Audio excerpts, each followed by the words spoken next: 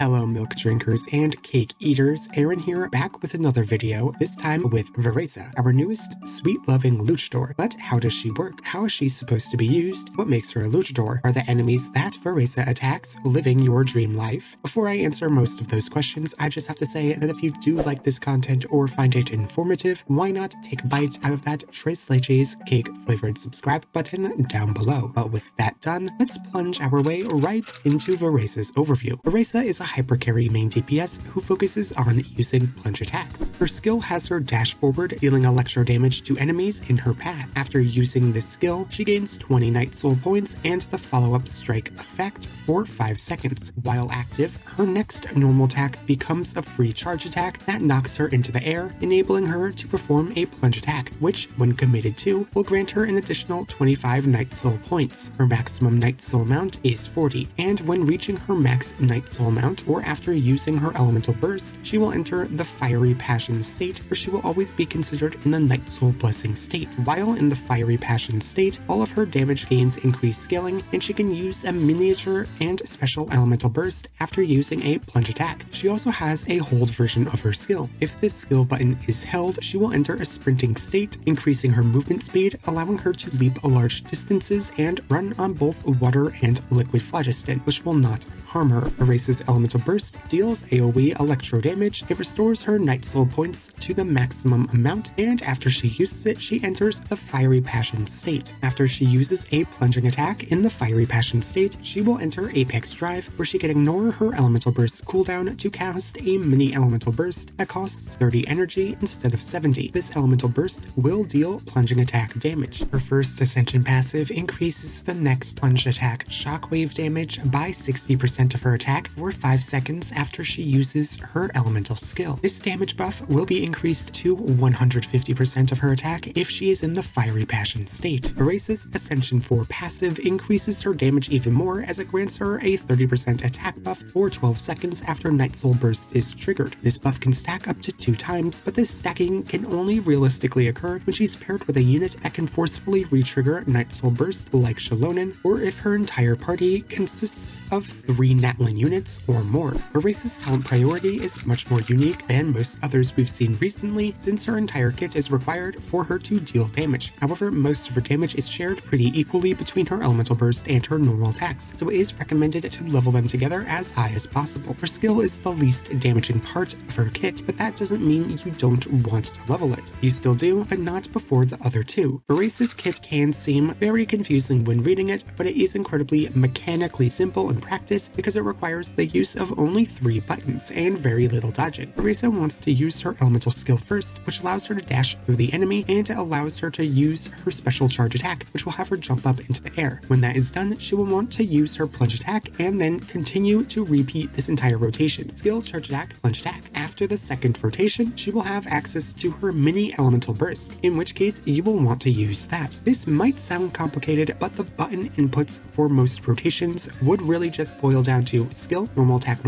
skill, normal attack, burst, skill, normal attack, skill, normal attack, burst. Very deceptively simple. With her base kit done with, let's move on to Veresa's Constellations and their overall value. Veresa's C1 changes her first Ascension passive to now always increase her shockwave damage by 150% of her attack instead of the varying amount it offered before. The buff to her shockwave damage only increases the damage of her normal plunge attack shockwaves and nothing else, which isn't much. But while this buff is not huge, it still does help boost her damage overall by a decent chunk. Veresa's second constellation allows her to enter the Apex Drive state after she uses a plunge attack, which, if you remember from before, allows her to then use her mini elemental burst. Apex Drive will also now increase her interruption resistance even further, and when the shockwave from one of her plunge attacks deals damage, she will regenerate 11.5 energy. While most of these are just convenience increases, she still gets a massive damage boost from this constellation because she instantly gains access to her mini elemental burst. This allows her to weave in another mini burst or 2 into her rotations, which largely increases her damage potential. This, plus all of the convenience factors that this constellation provides, is what makes it one of her best vertical investments available. Veresa's third third constellation increases her elemental burst's level by 3. Due to her second constellation, her burst is now where a large portion of her damage comes from, which means every extra level into it matters more than it did before. Being said, this boost is quite phenomenal for her total damage output overall. VARESA'S fourth constellation grants her a buff to her plunging attack shockwaves after using her elemental burst based on if she's in the fiery passion or apex drive states. If she is not, then the next plunge attack shockwaves damage will gain increased scaling of 500% of her attack up to a max of 20,000 extra damage. If so, then this instance of burst damage deals 100% increased damage. This is a great potential nuke if she wants to use her normal elemental burst to start her DPS window, but that can be a DPS loss if without enough energy generation for her to consistently use her mini elemental bursts after the fact. So usually she will only use the extra damage on her mini bursts, which is still beneficial but not too great. VARESA'S C5 increases the level of her normal attacks by 3. This boost is good for her overall, since this is where a good majority of her plunge attack damage will originate from. And that's kind of it. This is just a good damage buff, but that's all it offers, so let's move on. VARESA'S Capstone constellation restores 30 energy to her when she enters Apex Drive, and her plunging attacks and elemental bursts gain 10% increased crit rate and 100% increased crit damage. Additionally, when VARESA uses the hold version of her skill or taps it while she's in her skill hold state, she will restore her Night Soul points to the maximum. This buff does 3 things. It guarantees she has her mini elemental burst every time she uses her plunge attack. It enables both uses of her C4, as she can now use her normal elemental burst to start the rotation and get the nuke without any downside, and it massively increases the total output of her 2 main sources of damage. These buffs are strong as they will increase her total damage by a ridiculous amount while also making her more self-sufficient. She is so self-sufficient at this point that she would be able to have permanent uptime of her DPS window. These boosts are phenomenal for her, and while some might not impact her immensely in some situations, the other more important damage boosts definitely will, making this her best constellation. VARESA'S constellations are pretty good at largely boosting her own damage potential. However, just like most other Natlan DPS units, these buffs offer nothing other than damage and consistency. This is fine, but they do nothing to boost this main DPS unit's potential in spots other than damage when her damage was fine before, making her constellations pretty unnecessary in my eyes. But before any thought of vertical investment, it is much more important to equip her with the right artifacts, else all that investment will go to waste. To start, VARESA has 2 different artifact sets to mention that are both good on her for different reasons. First up is the new Knight's Oath set,